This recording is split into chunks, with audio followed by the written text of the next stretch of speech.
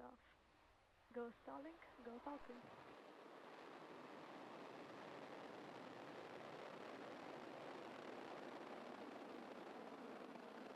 MOD propulsion is nominal.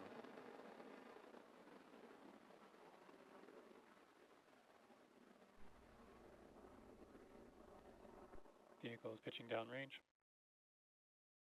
And we have liftoff of SpaceX Falcon 9 carrying 23 Starlinks to low Earth orbit. The first milestone in tonight's sequence of events during flight will be max Q. That is the moment of peak mechanical stress on the vehicle. We're expecting that in about 30 seconds from now. Falcon 9 now traveling over 850 kilometers an hour, passing through 5 kilometers in altitude.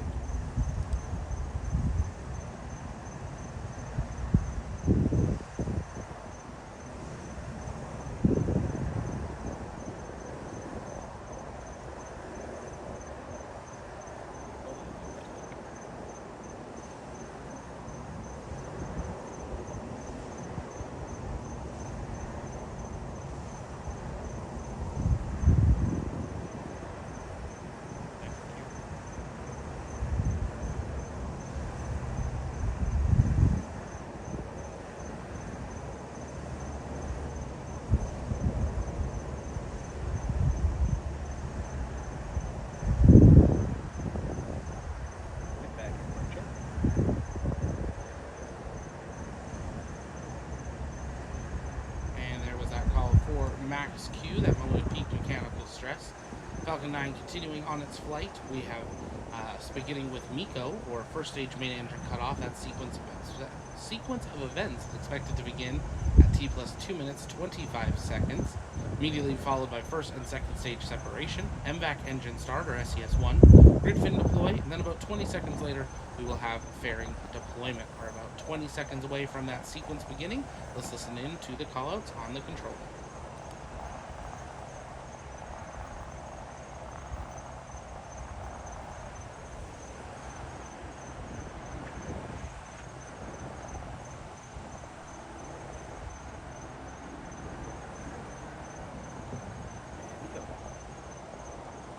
Stage separation confirmed.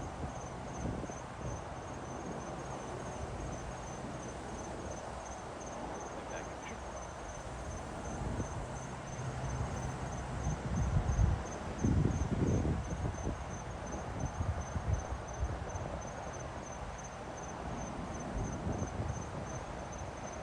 Back propulsion.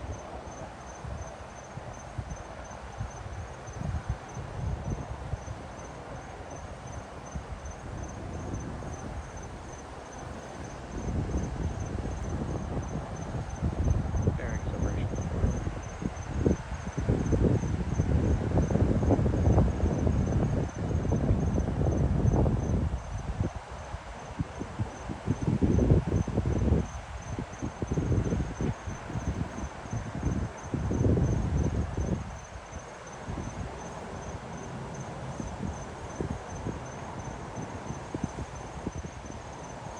And there we are, confirmation of that sequence of events. The first stage now continuing to its apogee.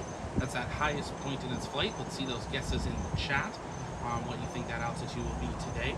Falcon 9 second stage now passing 119 kilometers in altitude, traveling at over 9,200 kilometers an hour at speed, and continuing under power there. Now the Falcon 9 first stage will conduct 2 more burns as it begins its journey back down to the drone ship. Just read the instructions.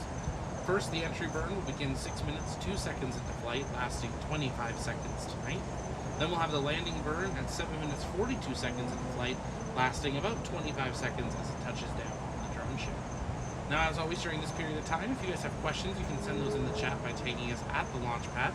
We'll work on answering those live. Just make sure you do that tag there. And again, if you're just joining us, welcome. My name's Zach. I'm the founder and host here at the Launchpad Network.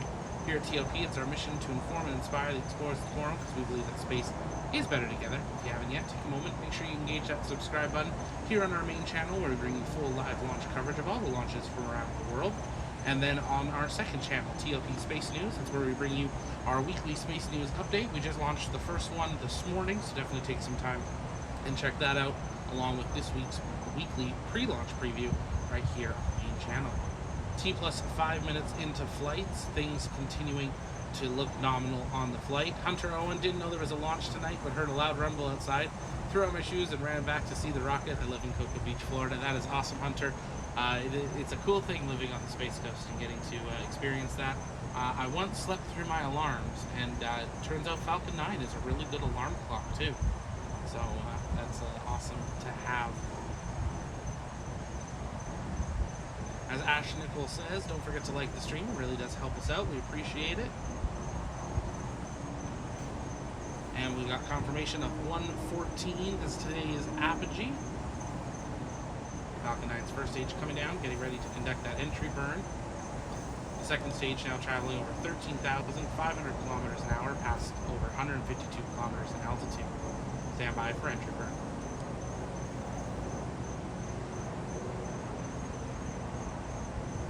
Stage 1 at the SMC.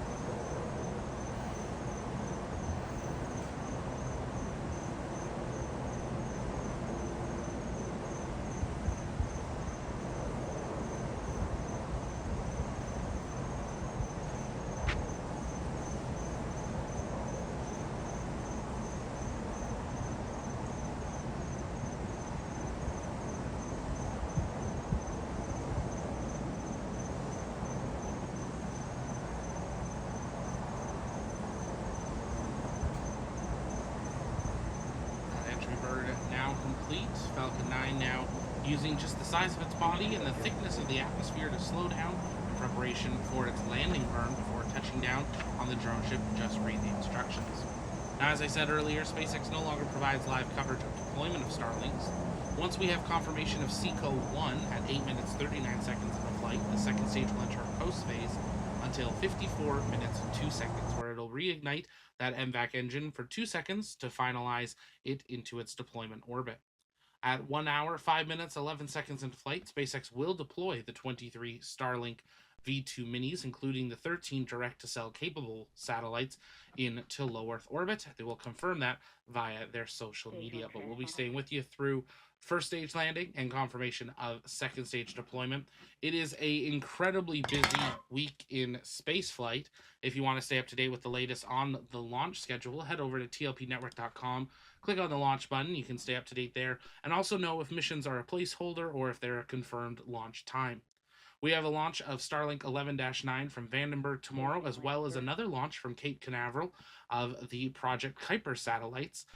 China's also set to launch a group of satellites into their internet constellation through the evening. We'll try to have confirmation of that via our social media. Unfortunately, we won't have live coverage of that, but definitely head over to tlpnetwork.com, click on the launch button, stay up to date with the latest of the launch schedule around the world. Falcon 9 now coming down to the drone ship. Just read the instructions.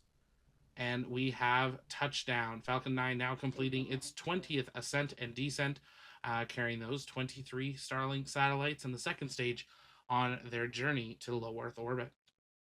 Standing by for confirmation of SECO 1. That's when that MVAC engine on your screen will cut off and go into that coast phase.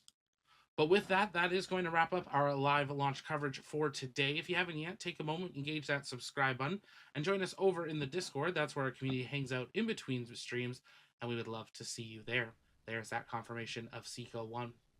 If you're interested in becoming part of the TLP crew as a moderator, host, or space news journalist, take a moment and do !apply in the chat. Our applications are open.